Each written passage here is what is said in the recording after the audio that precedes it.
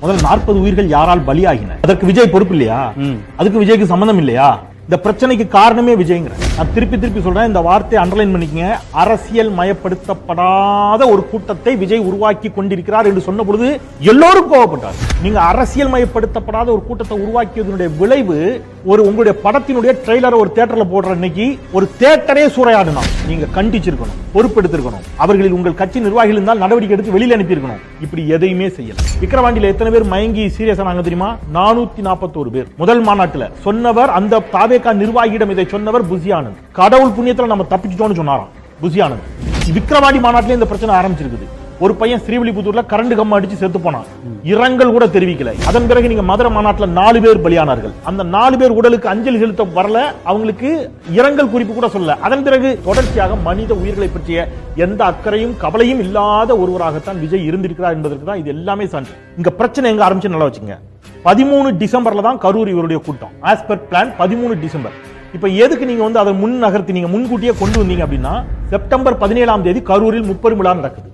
இந்த பிரச்சனை எங்க ஆரம்பிச்சுன்னா முழுக்க விஜயனுடைய ஈகோ. என்ன நடந்துச்சுன்னா சார், திருச்சிக்கு பிறகு இவர் திருவாரூர் நாகப்பட்டினமும் போறாரு. அதன் பிறகு ஓரணியில் தமிழ்நாடு கூட்டத்தை திமுக நடத்துது.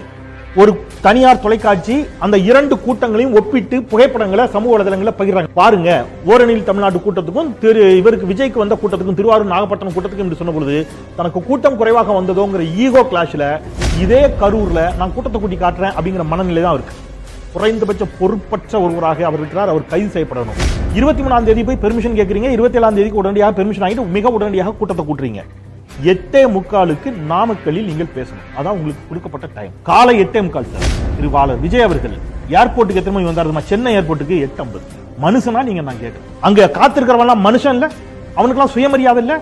8:45 நாமக்கல்ல இருக்க வேண்டியவர் 8:50 சென்னை விமான நிலையத்தில் இருக்கிறார். 10 மணிக்கு திருச்சி விமான நிலையம். இவர் நாமக்கல்ல போய் பேசும்போது மணி என்ன தெரியுமா? 2:45. 6 மணி நேரம். எல்லா தொலைக்காட்சியிலும் பைட் வந்துச்சு. முந்தின நாள் நைட்டே வந்துட்டோம், காலையிலே வந்துட்டோம், காத்திருக்கிறான். தண்ணி கிடையாது, காலை உணவு கிடையாது, மதிய உணவு கிடையாது. நாமக்கல்லில் 40 பேர் மயங்கி சீரியஸா ஹாஸ்பிட்டல் அட்மிட் பண்ணப்பட்டாங்க. அதுல 4 பேர் கவலைக்கிடமாக இருக்கிறார். நாமக்கல்லிலும் இந்த பிரச்சனை டீஹைட்ரேட். அப்ப நாமக்கல்ல இருந்து கிளம்பி நீங்க கரூருக்கு வரீங்க. கரூருக்கு எத்தனை மணிக்கு உங்க டைம்? நீங்க எழுதி கொடுத்த டைம் என்ன தெரியுமா? 3 to 10. நீங்க ட்விட்டர்ல, உங்க அதிகாரப்பூர்வ ட்விட்டர்ல நீங்க போட்டது 12 மணிக்கே தலைவர் வருவார், 12 மணிக்கு எல்லாரும் வாங்கினீங்க. உங்க அதிகாரப்பூர்வ ட்விட்டரை பார்த்துட்டு 12 மணிக்கு நீங்க வருவீங்கன்னு சொல்லி காலையில 6 மணி 7 மணி 9 மணில இருந்து வந்துட்டான். நீங்க உள்ள போறீங்க. 5:45 இவர் கரூர்ல என்ட்ரி ஆகுறாரு. என்ட்ரி ஆகி இவருடைய பேருந்துல இவர் போறாருல, அந்த ஜன்னலை மூடிட்டார், ஷட்டரை மூடிட்டார். அங்க பார்த்தவங்க நேர்ல பேட்டி கொடுத்திருக்காங்க. ஷட்டரை மூடிட்டார். பைபாஸ்லயே கையை காட்டிருக்கோம். கை காட்டி இருந்தா கும்பல் எல்லாம் போயிருக்கும். அவரு என்ன பண்ணிட்டாரு, இதுவரை இங்க வந்து தான் உள்ள இருந்திருக்காரு. ஒரு வண்டியோட ஜன்னல் மூடியே இருந்து யாருமே ஜன்னல் மூடி பார்க்க முடியல. மக்கள் அங்கேயே பார்க்க முடியல. ஷட்டரை மூடிட்டு அந்த கூட்டம் நடக்கிற இடம் போற வரைக்கும் இவர் தன்னுடைய முகத்தையே காட்டல. அப்ப அங்க இருந்த கூட்டம் எல்லாம் எங்க நகர்றாங்க? இவரை கூட்டம் இருக்கிற இடத்துக்கு நகர்றாங்க. கூட்டத்தை காட்ட வேண்டும் என்பதற்காக திட்டமிட்டு செய்த சதி இது. நான் பகிரங்கமா குற்றம் சாட்டுறேன். இன்னைக்கு டிஎஸ்பி சொன்னதை ஏடிஜிபி டேவிட்சன் ஆசீர்வாதம் சொல்லுகிறார். டிஎஸ்பி சொல்றாரு, சார் பஸ் இதுக்கப்புறம் அந்த பக்கம் போகாது, ஃபுல் கிரவுட். பஸ் போனாலே கூட்டத்தை விளக்கணும். அப்ப கூட்டம் திருப்பி நெருக்கடி வரும். 50 மீட்டருக்கு முன்னாடி நிப்பாட்டி இங்க இருந்து பேசுங்க சார்னு சொன்னதுக்கு இல்லவே இல்லை, நாங்க அந்த ஸ்பாட்ல போய் தான் பேசுவோம். இல்ல நாங்க அந்த பாயிண்ட்டுக்கு தான் போகணும். இங்க இருந்து எங்களுக்கு கவரேஜ் நல்லா கிடைக்காது, இங்க இருந்து எங்களுக்கு வந்து சரியா மைக் கேட்காது, சரியா கேட்காது.